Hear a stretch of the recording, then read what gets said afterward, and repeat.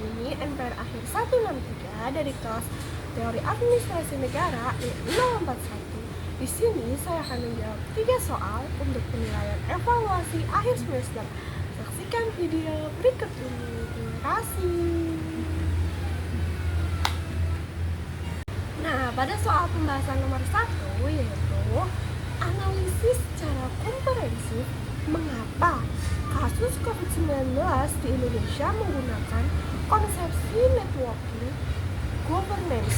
Jelaskan siapa saja sih aktor yang terlibat dalam pelaksanaannya, apa peran dari masing-masing aktor, dan hambatan apa yang muncul dalam model networking apa yang dikembangkan dalam tata kelola COVID-19 di Indonesia. Nah, untuk jawabannya, pada kasus COVID-19 di Indonesia harus menggunakan konsepsi networking governance.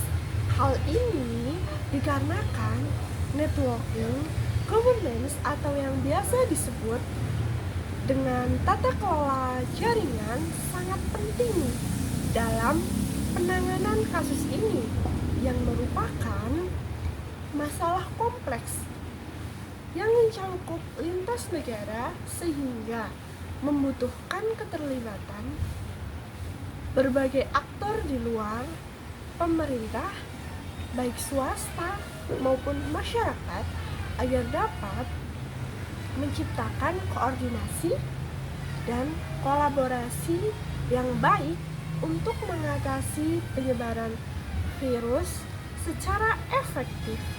Sehingga dalam hal ini pemerintah seharusnya menyadari bahwa penanganan pandemi ini tidak bisa dilakukan sendiri dan membutuhkan dukungan dari berbagai aktor non-pemerintah.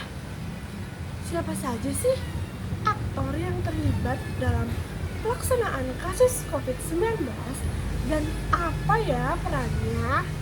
Nah, pada kasus ini beberapa aktor yang terlibat dalam pelaksanaan networking governance COVID-19 di Indonesia yaitu diantaranya terdapat yang pertama ada pemerintahan pusat seperti Kementerian Kesehatan atau Kemenkes, BNPB, dan Satgas COVID-19. Nah, ini yang memiliki peran dalam menetapkan kebijakan dan regulasi, mengalokasikan sumber daya, serta mengkoordinasi berbagai upaya strategi vaksinasi penanganan pandemi secara nasional. Lalu yang kedua ada pemerintahan di daerah, di mana dalam hal ini bertanggung jawab dalam pelaksanaan kebijakan dan program penanganan pandemi di wilayah masing-masing dengan menyesuaikan kebijakan pusat dengan kondisi lokalnya. Lalu yang ketiga itu ada sektor swasta, di mana sektor swasta ini terdiri dari perusahaan farmasi, rumah sakit swasta, dan perusahaan logistik, yang mana ini berkontribusi melalui penyediaan sumber daya, dukungan, logistik, dan inovasi teknologi. Lalu yang keempat itu ada masyarakat sipil, seperti organisasi non-pemerintah, komunitas lokal, relawan, di mana dalam hal ini memiliki peran melakukan edukasi dan membantu distribusi bantuan. Lalu yang kelima ada media massa yang berperan aktif dalam menyebarkan informasi dan mengedukasi masyarakat. Maka dari itu, dalam hal ini semua pasti ada hambatan. Hambatan apa sih yang sering muncul? Nah, yang pertama itu ada dominasi pemerintah dalam pengambilan keputusan, sehingga dalam hal ini keterlibatan aktor non-pemerintah terbatas. Lalu ada miskomunikasi dan ketidakkonsistenan kebijakan antar aktor. Lalu ada ketidakjelasan peran dan tanggung jawab aktor, terutama pada level lokal, sehingga dalam hal ini menjadi hambatan. Nah, Yang selanjutnya itu ada keterbatasan sumber daya dan kapasitas koordinasi antar aktor sehingga menjadikan kurangnya keterlibatan seluruh aktor. Sehingga dalam hal ini model networking yang dikembangkan dalam tata kelola COVID-19 di Indonesia ialah collaborative governance. Itu yang pertama. Model ini melibatkan berbagai aktor publik dan non-pemerintah secara formal untuk mengambil keputusan bersama melalui forum dialog maupun konsultasi. Lalu yang kedua ada Satuan Tugas Satgas COVID-19. Pembentukan Satgas COVID-19 di tingkat pusat dan daerah ini itu merupakan sebuah wadah koordinasi dan kolaborasi antar berbagai pihak dalam penanganan pandemi. Lalu yang ketiga itu ada komunikasi base networking, di mana dalam pembentukan jaringan komunitas di tingkat lokal untuk meningkatkan kesadaran masyarakat itu sendiri sehingga dapat mempromosikan perilaku hidup bersih dan sehat atau yang biasa disebut dengan PHBS, serta memberi dukungan sosial kepada warga yang terdampak pandemi. Dengan memahami konsep networking governance ini, aktor yang terlibat, peran masing-masing, hambatan apa aja yang dilalui, dan model networking yang dikembangkan, diharapkan penanganan COVID-19 di Indonesia ini dapat dilakukan secara lebih efektif, efisien, dan akuntabel. Terima kasih. Sekian untuk jawaban nomor 1. Lalu untuk soal yang kedua, yaitu pemerintah Kota Surabaya memiliki struktur aktor seperti Kader Surabaya Hebat untuk menangani stunting. Analisis dengan paradigma New Public Governance, bagaimana program Kader Surabaya Hebat ini menerapkan gagasan paradigma tersebut, dan kira-kira apa sih hambatan yang muncul dalam penerapan program Kader Surabaya Hebat tersebut? Nah, untuk jawabannya yaitu program Kader Surabaya Hebat atau yang biasa disebut dengan KSH dalam penanganan stunting di Surabaya menerapkan gagasan paradigma New Public Governance atau yang biasa disebut dengan NPG dengan menekankan kolaborasi, partisipasi masyarakat, dan pemberdayaan aktor non-pemerintah sebagai ujung tombak pelayanan publik. Nah, paradigma NPG sendiri inilah yang menekankan bahwa pemerintah bukan satu-satunya aktor utama, tetapi harus bekerja sama dengan masyarakat dan aktor lokal untuk menciptakan tata kelola yang inklusif dan responsif. Dalam penerapan NPG dalam Kader Surabaya Hebat ini, KSH berperan sebagai motivator, administrator, dan edukator yang aktif di tingkat RT atau RW, membantu pemerintah dalam pendataan, pelaporan, dan edukasi masyarakat terkait stunting. Dalam hal ini, program KSH juga menjadi agen perubahan perilaku masyarakat, mengedukasi warga tentang pentingnya gizi, kesehatan, dan pencegahan stunting, serta mendorong gotong royong dalam penanganan masalah sosial. Nah, hambatan apa sih dalam penerapan program Kader Surabaya Hebat ini? Hambatan dalam penerapan program Kader Surabaya Hebat ini yaitu yang pertama itu ada keterbatasan sumber daya dan fasilitas seperti pelatihan dan pendampingan kader sehingga membutuhkan dukungan lebih dari pemerintah dalam peningkatan kapasitas kader. Lalu yang kedua ada rendahnya pengetahuan masyarakat tentang pentingnya administrasi kependudukan dan kesehatan, yang dimana dalam hal ini dapat mempengaruhi efektivitas pelaksanaan programnya di lapangan. Lalu yang ketiga itu ada beberapa kader kurang aktif atau belum sepenuhnya memahami SOP dan tugasnya masing-masing. Sehingga dalam hal ini semua perlu ada pembinaan dan monitoring yang berkelanjutan. Lalu yang keempat ada kondisi sosial ekonomi masyarakat yang beragam. Hal inilah yang menjadi penghambat dalam akses dan partisipasi program, terutama bagi keluarga miskin atau kurang sadar. Kurang sadar di sini adalah kurang kesadaran dari masyarakat itu sendiri tentang pentingnya penanganan stunting. Lalu yang kelima itu ada koordinasi antara kader, petugas kesehatan, dan instansi pemerintah. Dan dalam hal ini akan menjadi rumit.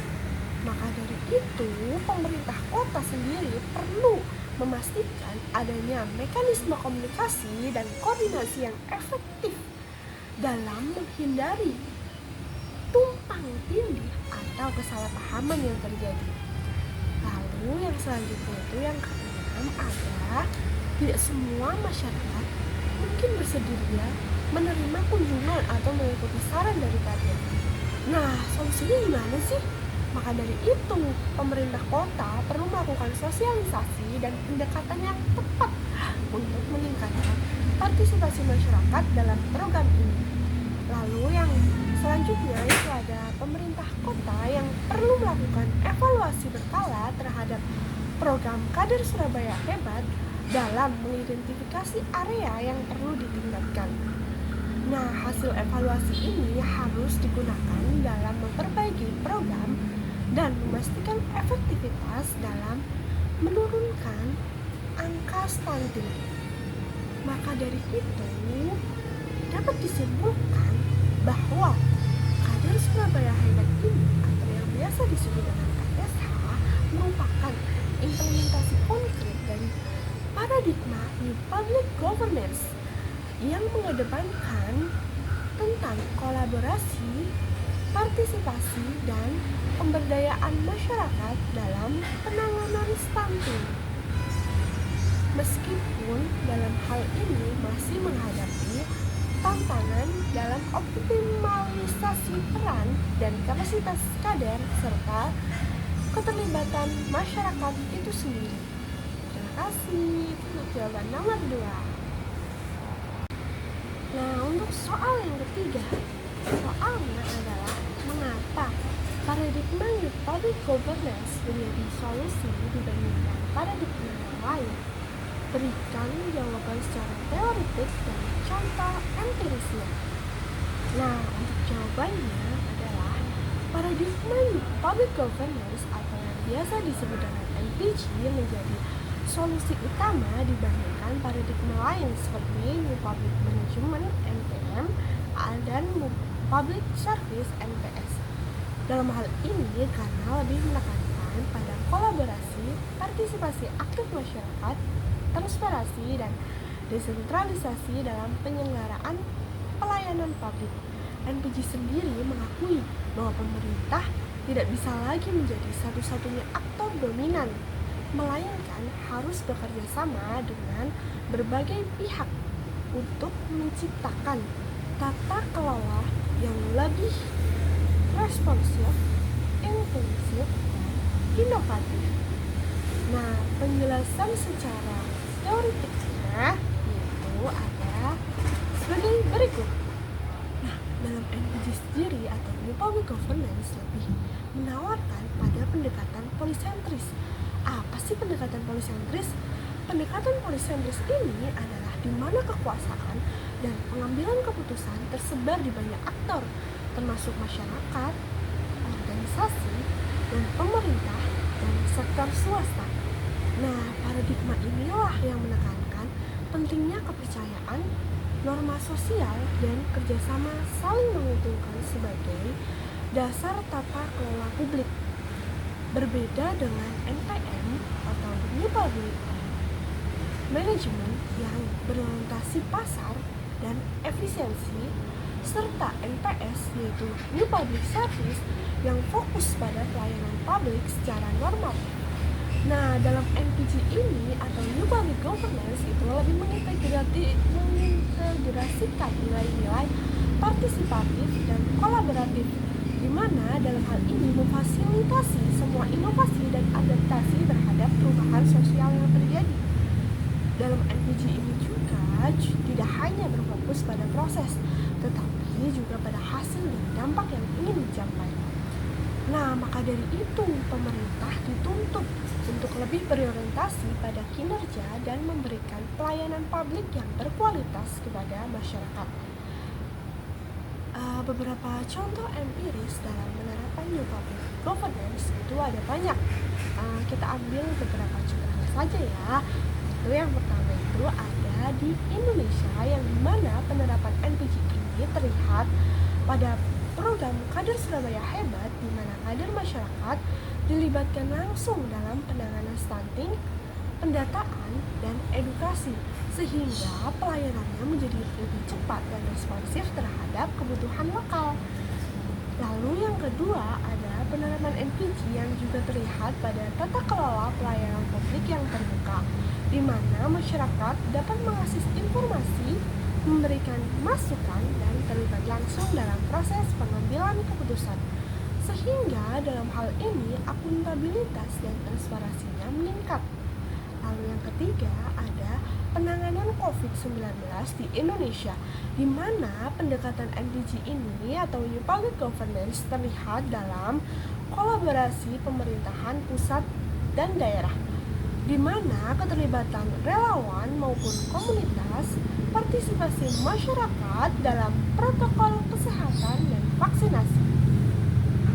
Lalu yang keempat ada dalam pengelolaan lingkungan, pemerintah dapat bekerja sama dengan perusahaan swasta dan organisasi lingkungan untuk dapat mengembangkan program-program yang bersifat konservasi dan pengurangan emisi.